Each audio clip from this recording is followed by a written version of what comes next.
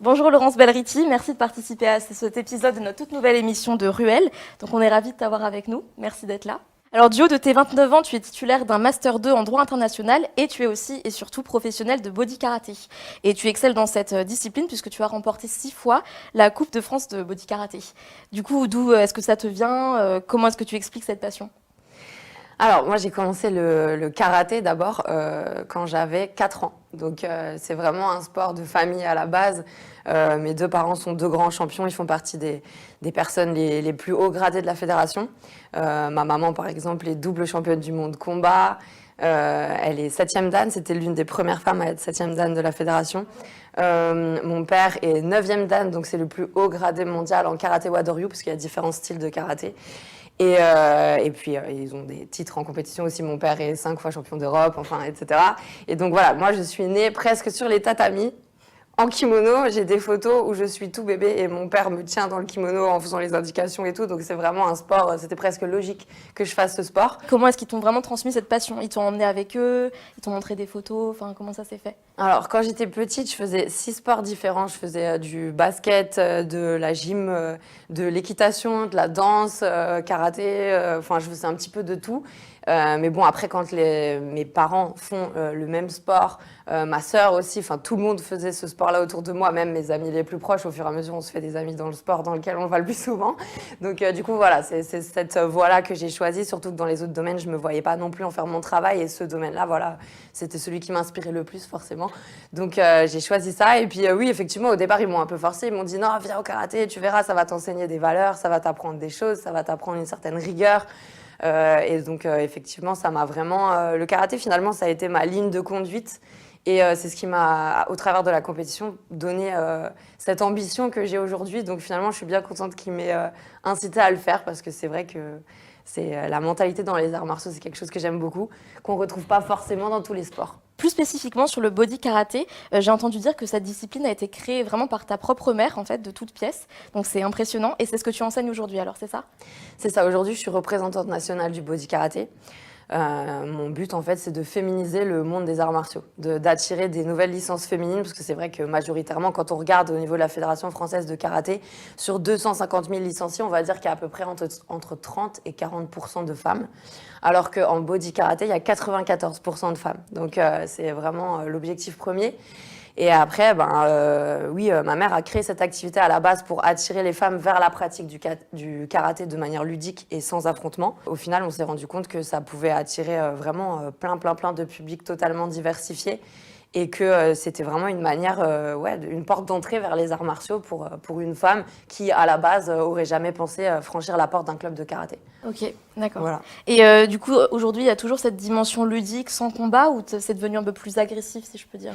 Alors, pas du tout agressif parce que justement, l'aspect combat, si quelqu'un veut faire du combat et mettre en pratique les gestes qu'il apprend dans le cours, à ce moment-là, il s'inscrit en karaté. C'est la même licence, en fait. C'est totalement complémentaire, les deux sports.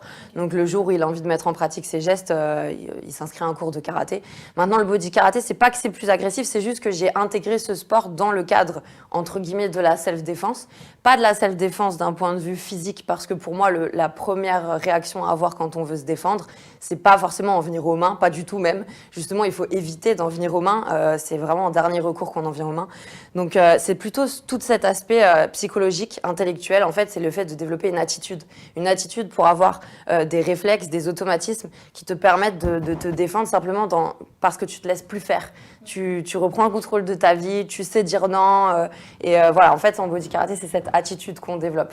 Donc tu dirais que c'est davantage des savoir-être que des savoir-faire finalement, avoir plus de confiance en soi dans l'espace public, appréhender, je sais pas, les transports en commun en se sentant plus forte, moins vulnérable, c'est ça?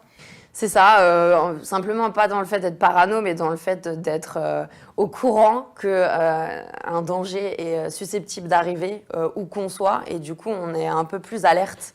Quand on se balade dans la rue ou peu importe le domaine, mais au moins voilà, le fait de pratiquer ce sport, même si on va jamais faire de combat à proprement parler, au moins on a cette attitude qui fait que on est plus alerte à ce qui nous entoure. Puisqu'on parle d'agression dans l'espace public, c'est l'occasion pour nous aussi de rappeler que 81% de femmes déclarent avoir déjà été harcelées dans la rue, un minimum puisqu'il y a celles qui ne se sont pas déclarées. Et puis près de 30% d'entre elles rapportent même avoir subi des attouchements, des étreintes, des baisers non désirés. Donc d'où la nécessité, je pense personnellement, de développer ces approches d'autodéfense et des professeuses pertinentes comme toi. Justement, on se demandait aussi, est-ce que ça t'est déjà arrivé de te servir de ces compétences en pratique dans la rue face à une situation de misogynie ou de violence? Alors ça, on me pose cette question depuis que je suis petite. Ah ouais. Et oui, ça m'est déjà arrivé. Après, j'aime pas forcément en parler parce que je veux pas inciter les gens à en venir aux mains justement quand ils veulent se défendre. Justement, moi, j'essaye de promouvoir tout l'inverse, que la première réaction, c'est de fuir, d'éviter le danger, parce que particulièrement quand on sait pas se battre, il faut pas chercher la provocation, quoi. Il faut fuir le danger et c'est tout. Par contre, effectivement, quand tu sais te battre et que t'as plus le choix, parce que sinon, le but, c'est de protéger ta vie. Voilà, effectivement, à un moment donné, il faut en venir aux mains. Donc oui, ça m'est déjà arrivé. Après, j'en parle très très peu, mais ça m'est déjà arrivé, mais c'était particulièrement pour défendre une amie qui était victime de violences physiques de la part de son copain. Et à ce moment-là, oui, c'est moi qui suis intervenue pour les séparer et pour le calmer, lui, parce que comme on était dans la rue face à tout le monde, il a cru que ça y est, tout était possible. Donc non, je l'ai juste un petit peu calmé physiquement. Cette confiance en soi que procurent les arts martiaux à force quand tu commences à frapper dans le vide. En plus, il y a la musique en body karaté, donc la musique, c'est une source vraiment de motivation, ça te booste. Cette attitude fait que maintenant, quand je me balade dans la rue, contrairement à il y a 10 ans, quand j'avais 18 ans, et que j'étais pas du tout alerte à ce genre de choses, j'ai plus du tout la même attitude, ce qui fait que on a moins tendance à venir me voir et me provoquer, parce que rien qu'à mon attitude, on sait que vaut mieux pas m'embêter, en fait. Une personne qui est capable d'aller provoquer quelqu'un dans la rue ou d'aller l'agresser, c'est parce qu'elle se surestime. Elle pense que la personne est faible comparée à elle, et justement, elle le voit dans sa façon d'être, en fait, dans sa façon d'agir.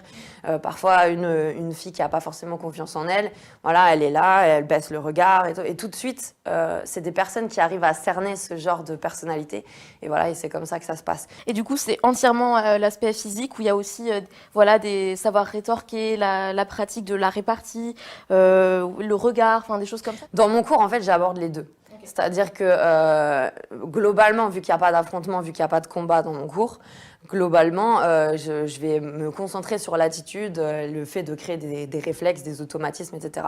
Mais par contre, à chaque fois que je leur apprends des gestes, c'est des gestes qui sont issus d'un art martial pur. C'est vraiment du karaté traditionnel que je fais. Maintenant, la seule différence, c'est que c'est la musique qui impose le rythme. C'est pas moi qui fais mes enchaînements tranquillement comme en karaté normal.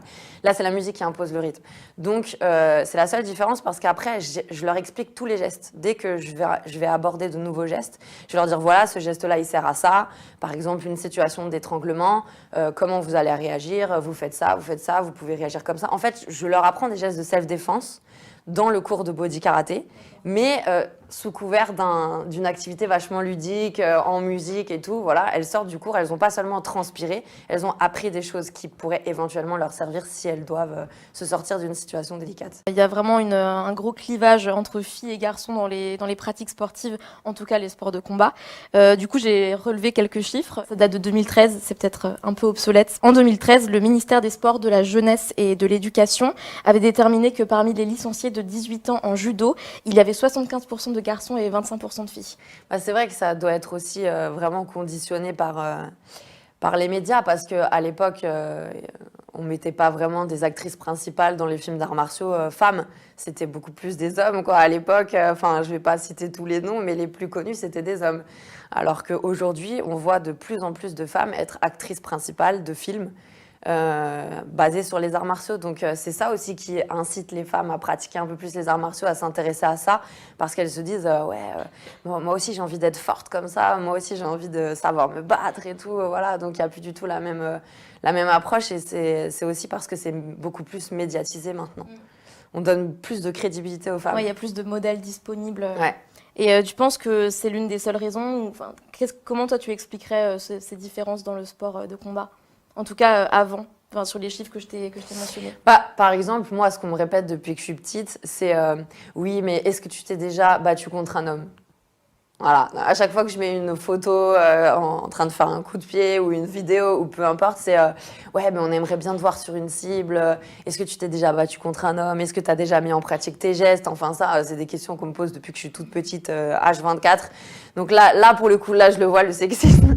Mais c'est vrai que ouais, les trois quarts du temps, on se dit, comme c'est une femme, elle a moins de force.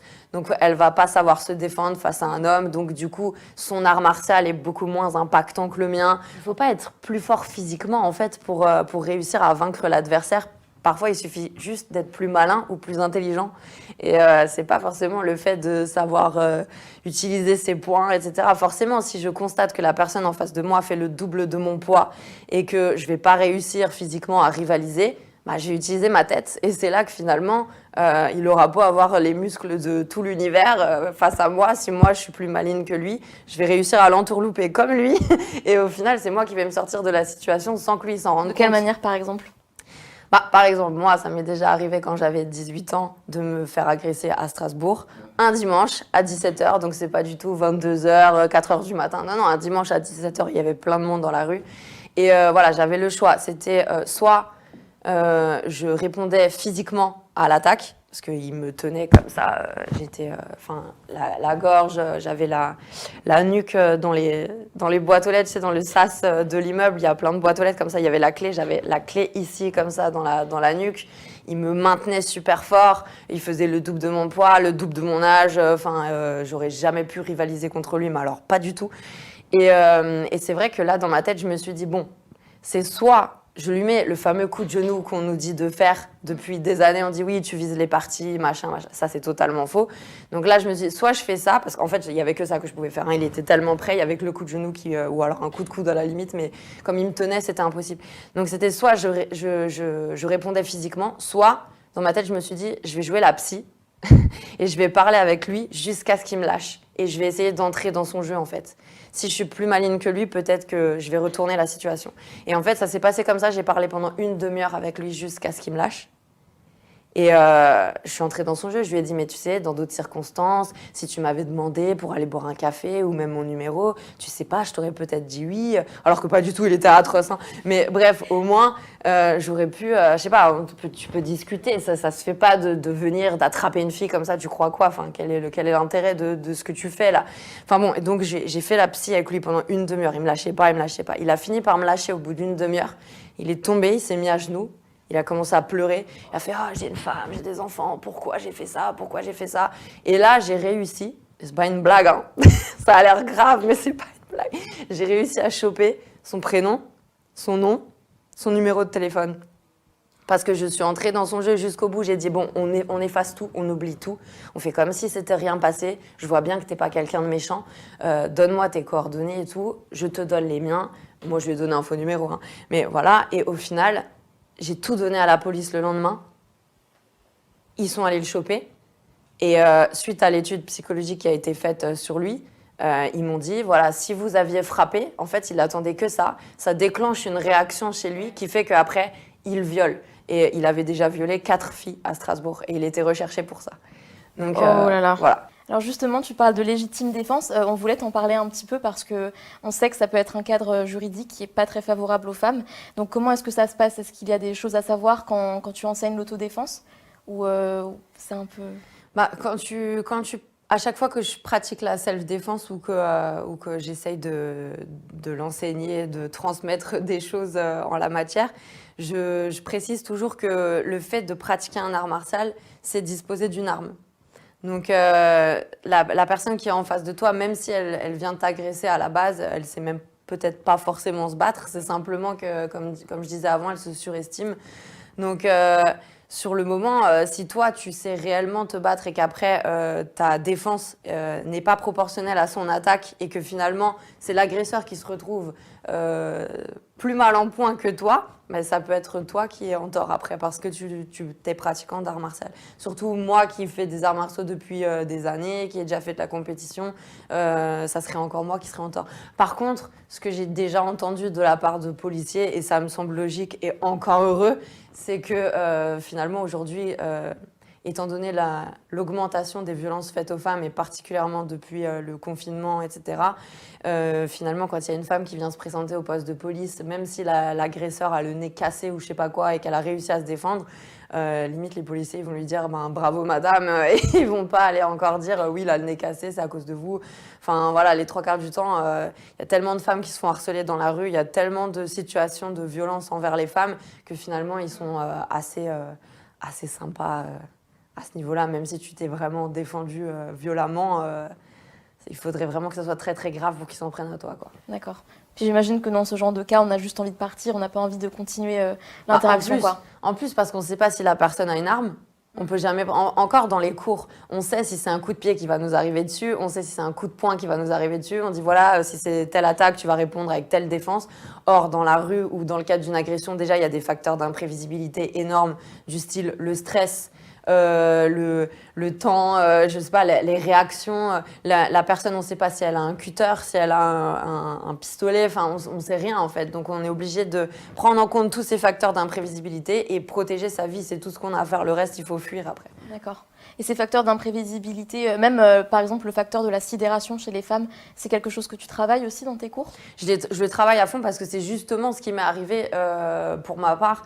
Quand j'avais 18 ans, là, la fameuse attaque, la fameuse agression que j'ai subie, c'est ce qui m'est arrivé. C'est-à-dire que j'étais tétanisée sur le moment. Je me suis dit, mais c'est impossible, il n'est pas en train de me suivre quand même. Enfin, pareil, je faisais partie des personnes qui se disaient, ça n'arrive qu'aux autres, je vois pas pourquoi ça m'arriverait. En plus, on est un dimanche à 17h. Et jusqu'au bout, dans ma tête, je me disais, il n'est pas en train de me suivre. Et ça, c'est de la naïveté pure, parce que s'il était en train de me suivre, en plus, il a fait exprès de téléphoner, il s'est arrêté au même endroit que moi, il me regardait tout le temps. Et ça, c'est des choses qu'aujourd'hui, j'aurais identifiées tout de suite. Mais à l'époque, je ne les ai pas identifiées parce que j'étais trop naïve. Et sur le moment, je me disais, j'ai pris ça à la légère.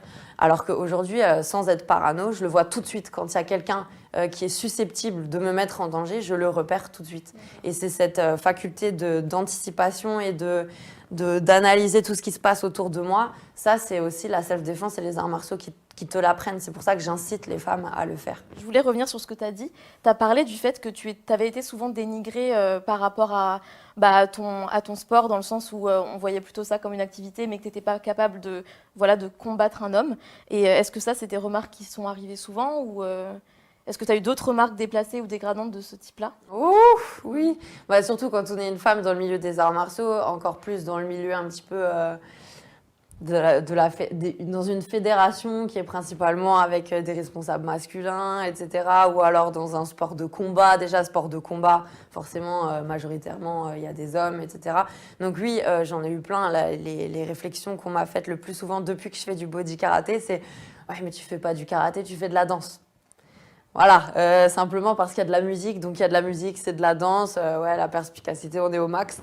Mais en tout cas, oui, c'est des phrases que j'entends tous les jours. Bon, après, forcément, au fur et à mesure, quand on commence à travailler pour se créer une certaine crédibilité, on en entend de moins en moins, mais ça m'arrive encore. Et surtout, ça arrive à mes élèves qui n'ont pas forcément le même niveau que moi. On leur dit « Ouais, mais toi, de toute façon, tu fais de la danse et tout ».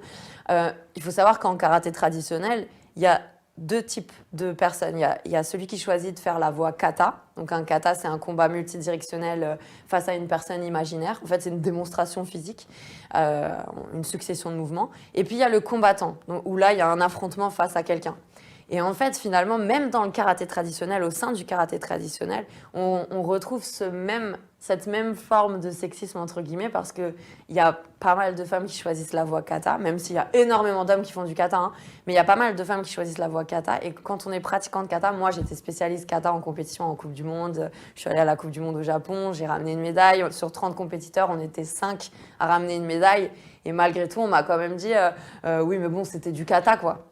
Voilà, et le kata, c'est parce qu'il n'y a pas d'affrontement, donc on ne voit pas l'art martial de la même façon. Ok. Donc finalement, j'ai envie de dire, il y en a dans tous les domaines. dans toutes les activités. Il y a même parfois des réflexions sexistes entre hommes et entre femmes. Il y en a dans tous les domaines, ça, malheureusement. Puis j'imagine qu'avec la notoriété de tes parents, ça t'est aussi arrivé d'entendre c'est grâce à tes parents ou des choses comme ça. Oui, ouais, ça m'étonne pas. À chaque compétition, ça, on me l'a sorti. Chaque fois, j'avais envie de dire, mais t'as vu mes parents sur le tatami, là Enfin, ils étaient avec moi pendant le passage ou pas? Parce que moi, je les ai pas vus. Hein. Surtout, le pire, c'est que les gens te disent ça, mais c'est tout le contraire. Ouais. Parce que justement, quand tes parents sont des très grands champions, très connus dans le milieu, bah, c'est tout l'inverse parce qu'on attend tellement de toi qu'à la moindre erreur, on te tombe dessus. Donc, c'est tout le contraire. Mes parents, si, ils m'ont aidé parce que c'est eux qui m'ont permis d'en arriver à ce niveau-là, parce qu'ils m'ont formé, ils m'ont entraîné. Mais après, c'est pas mes parents qui m'ont fait gagner parce que justement, si je mettais pas tous les atouts de mon côté et que je travaillais pas suffisamment, à la moindre erreur, on me tombe dessus. Ok, les gens sont impitoyables par rapport au fait que... Bah oui, parce que dès que tu as un nom, il faut te créer un prénom parce que sinon, on retient le nom tout le temps, tu vois. Tu es très active et tu as plein de projets en route, donc on voulait te parler un peu de tout ça.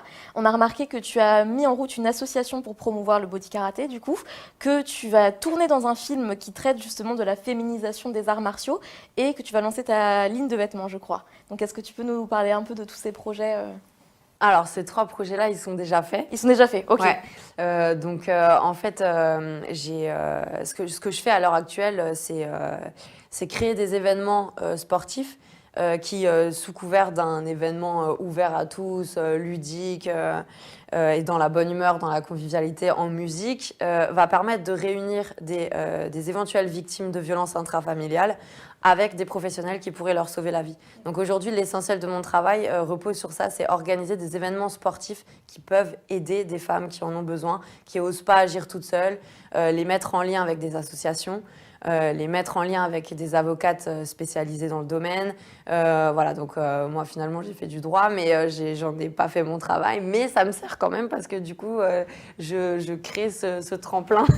En fait, j'aimerais créer à l'avenir une cellule avec les avocates. Les avocates pourraient gérer toute la partie juridique. Et moi, je gérerais l'accompagnement psychologique. Bon, après, je ne suis pas psy, mais on va dire l'accompagnement comme un coaching sportif, en fait, pour les aider à reprendre le contrôle de leur vie, à se sentir plus forte, à savoir dire non, etc. Là, la première édition que j'avais organisée l'année dernière, j'ai eu un nombre d'appels à l'aide incalculable depuis 1 an. J'ai aidé des tonnes et des tonnes de femmes et je reçois des appels tous les jours. Donc là, le but, c'est vraiment, avec ce deuxième événement, d'avoir minimum 300 femmes présentes le jour-là, que ça ait un impact très, très fort, que je puisse les relayer avec des associations comme vous et qu'on fasse évoluer les choses, quoi. Donc le film, oui, effectivement, à la base, j'étais censée faire mon concours d'avocat à la suite de mes études. J'étais censée partir sur le barreau de Strasbourg, en fait. Hein. Donc je m'étais inscrite au barreau de Strasbourg pour passer le concours, je veux dire. Et j'étais en train de réviser. Et puis finalement, on m'a repérée sur Instagram, une de mes photos de coup de pied en talon aiguille, là. Ah oui, la fameuse, je l'ai vue. Voilà. Donc on m'a repérée sur Instagram et on m'a proposé d'être actrice principale dans un film destiné au cinéma américain. Et sur le moment, j'ai cru que c'était une blague parce que moi, j'ai 0 expérience dans le monde du cinéma. Voilà, je me suis dit, c'est quoi ce truc? Et puis finalement, je me suis lancée dans l'aventure. Je me suis dit, le concours d'avocat, ça, je peux le refaire quand je veux. Mais tourner un film et en plus partir aux États-Unis pendant 1 mois, ça se présente une fois dans la vie, quoi. Donc du coup, je me suis lancée à 100%. On est parti 1 mois aux États-Unis. On a tourné le film en 3 jours. On est parti 1 mois là-bas pour promouvoir le film dans tous les festivals du film du Texas et de Las Vegas. On a ramené 2 awards à Las Vegas et la première place au festival du film de Los Angeles. Impressionnant. Donc c'était assez incroyable. Comment s'appelle le film? The Legend. Ok. Mmh.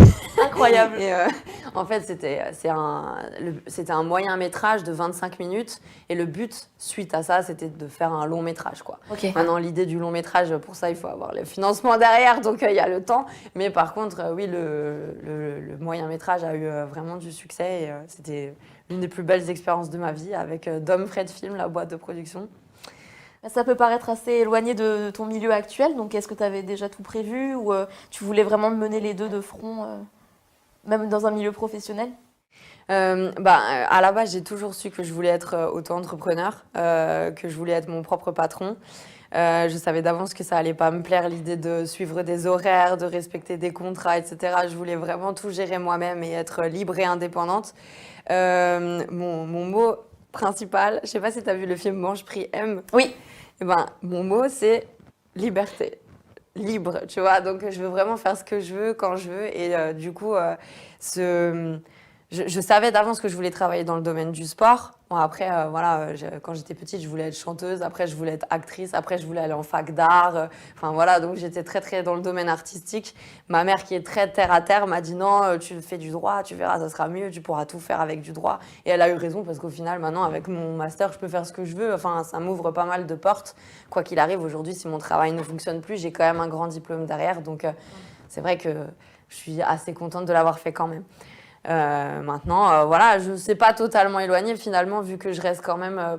C'est-à-dire que là où il y a une faille dans la justice pour aider des femmes, là où la justice va mettre 2 ans à les aider, ben moi je vais mettre 1 mois à les aider parce que je vais pouvoir tout de suite intervenir pour les sauver de certaines situations. Donc disons que c'est complémentaire, quoi. Ça m'aura quand même. Tu te réserves la Aider. possibilité de faire des ponts entre les deux à l'avenir. Ouais, c'est ça. Ok. Puis au moins j'ai les contacts, quoi. Ouais, c'est vrai. Merci beaucoup pour cet échange. J'imagine qu'il ne nous reste plus qu'à nous inscrire. Donc, si on est intéressé, comment est-ce qu'on peut faire? Alors, si vous voulez vous inscrire dans les cours de body karaté, c'est ça. Donc, les cours de body karaté, j'ai 5 sections différentes à Strasbourg. Il y a le lycée Kléber le mardi soir à 19h30. Il y a Plopsheim à La Forge le mercredi. Donc, ça, c'est 18h30 ou 20h. Le jeudi soir, je suis à Geispolsheim, rue de la Porte-Basse, dans le nouveau gymnase. C'est à 18h30. Et le vendredi, c'est à la Strasbourgeoise, D'accord. avenue Jacques Cablé, à 20h. Ma page Facebook, c'est Laurence Belriti, body karaté représentante. Ok, et tu as d'autres réseaux sociaux qu'on puisse te suivre? Alors, j'ai un peu Instagram aussi, donc c'est Laurence Belriti BK. partout. Ok, merci beaucoup pour cet échange passionnant. Et Bah, on merci se à revoit toi. bientôt du coup. Ouais, à bientôt.